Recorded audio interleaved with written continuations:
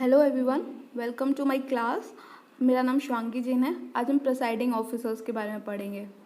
जो लोकसभा में जो इस प्रिसाइडिंग ऑफिसर होते हैं उनको स्पीकर बोलते हैं, और जो राज्यसभा में होते हैं वो चेयरमैन होते हैं, उनको चेयरमैन कहते हैं। जो भी वाइस प्रेसिडेंट ऑफ इंडिया होते हैं वो ऑटोमेटिकली एक्स ऑफिसियो चेयरमैन बन जाते हैं राज्यसभा के। तो हम कह सकते हैं कि जो स्पीकर होते हैं वो इलेक्ट होते हैं लोकसभा से ही। जो एमपी होते हैं उनमें से ही किसी एक को स्पीकर बनाया जाता है।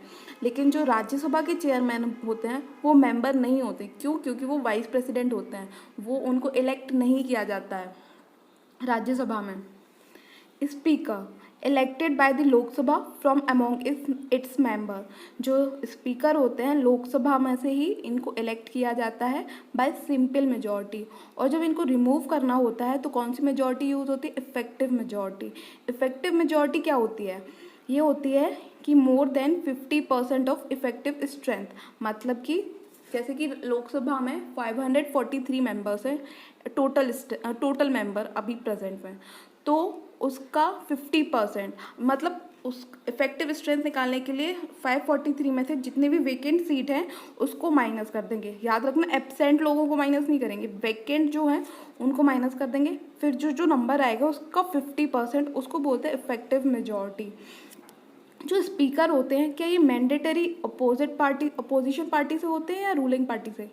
बाय कन्वेंशन ये होता है कि मतलब ऐसा चला आ रहा है कि रूलिंग पार्टी के जो होते हैं, रूलिंग पार्टी जो होती है वही स्पीकर अपने मेंबर्स में से चुन ले, मतलब उन्हीं में से कोई स्पीकर बनता है। बट ऐसा मैंडेटरी नहीं है, ऐसा कहीं भी नहीं लिखा कि जो रूलिंग पार्टी से होंगे वही सिर्फ स्पीकर बन सकते हैं। फंक्शन क्या होते हैं? He maintains order and decorum in the house for conducting its business and regulating its proceeding. जो भी हाउस में ऑर्डर डेकोरम होता है वो कौन मेंटेन करके रखता है? Presiding officers. लोकसभा में स्पीकर और राज्यसभा में chairman. He is the final interpreter of the provision of constitution of India के भी, कि जो भी पार्लियामेंट में फैसला हो रहा है तो फाइनल इंटरप्रेटर कौन होगा? कि वो स्पीकर और चेयरमैन होंगे अपने अपने हाउस में।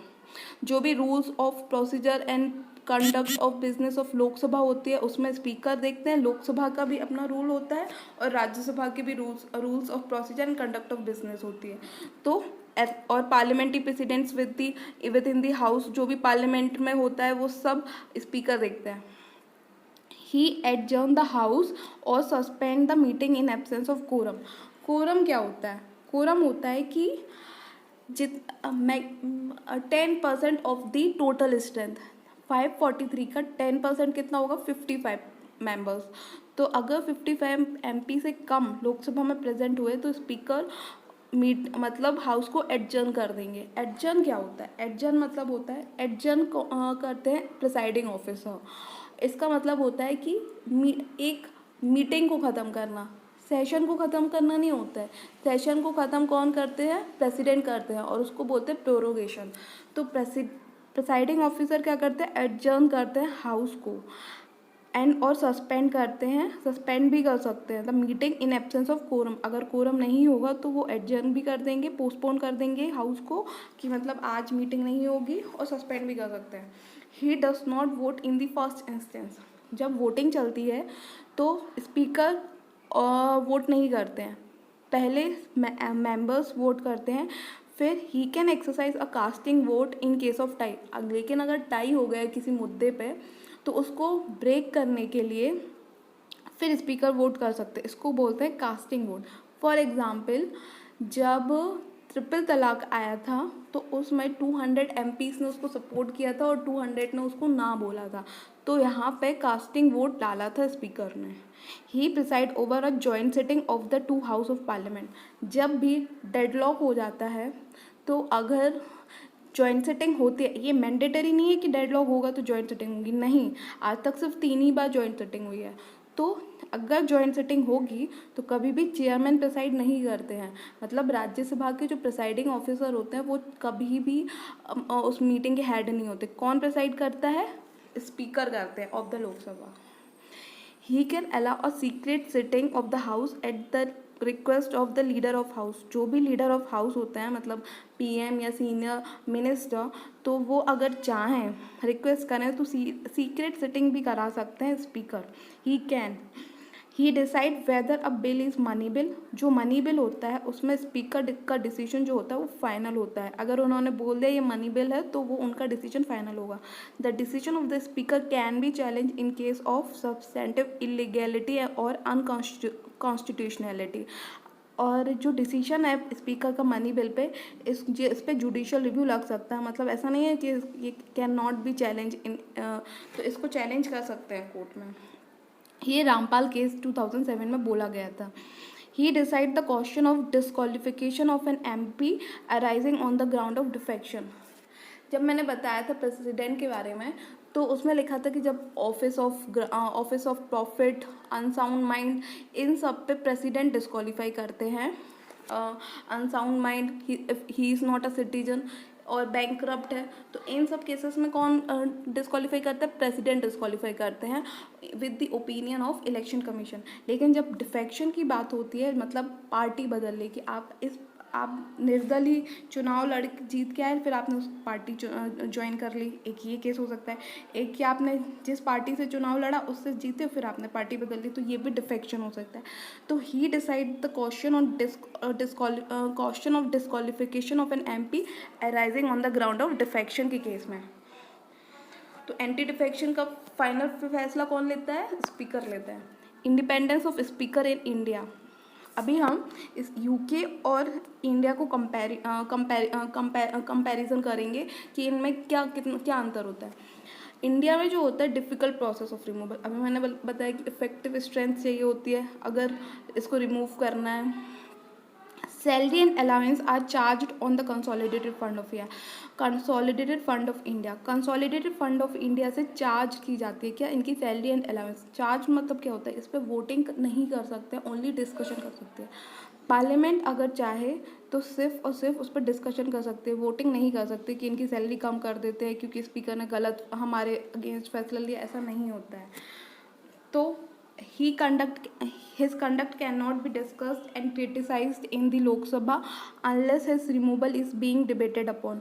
उनका अगर स्पीकर ने कोई फैसला लिया तो उस पर हाउस जो है, लोकसभा है, डिस्कस नहीं कर सकती, उनको क्रिटिसाइज नहीं कर सकती है। उनका जो उस पर वो तभी डिस्कस कर सकते हैं जब उनका रिमूवल चल रहा होगा, तभी वो उस पर डिबेट कर सकते, अदरवाइज नहीं कर सकते। उनका कास्टिंग वोट भी रहता है कि अगर वो किसी चीज़ में उनका टाई ब्रेक हो गया तो स्पीकर का वोट टाई ब्रेकर के से उनका मतलब किसी पार्टी के फेवर में हो सकता है और किसी के अगेंस्ट भी हो सकता है, तो कास्टिंग वोट भी रहता है। एग्जेप्शन फ्रॉम शेड्यूल 10, मतलब जो एंटी डिफेक्शन है ये स्पीकर पे नहीं लगता है। अब यूके में क्या होता है? वहाँ पे ऐसा होता है, once a speaker always a speaker.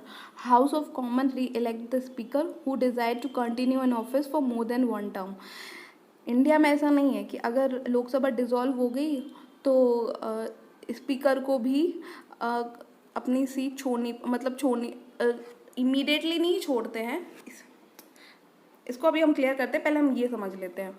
Once a speaker always a speaker, मतलब कि यहाँ पे क्या होता है कि हाउस ऑफ अगर स्पीकर चाहे तो वो फिर से कंटिन्यू कर सकते हैं। ये मायने नहीं रखता कि वो दूसरी पार्टी से है या किसी और पार्टी से। क्यों? क्योंकि स्पीकर जो होते हैं resign from party after getting elected.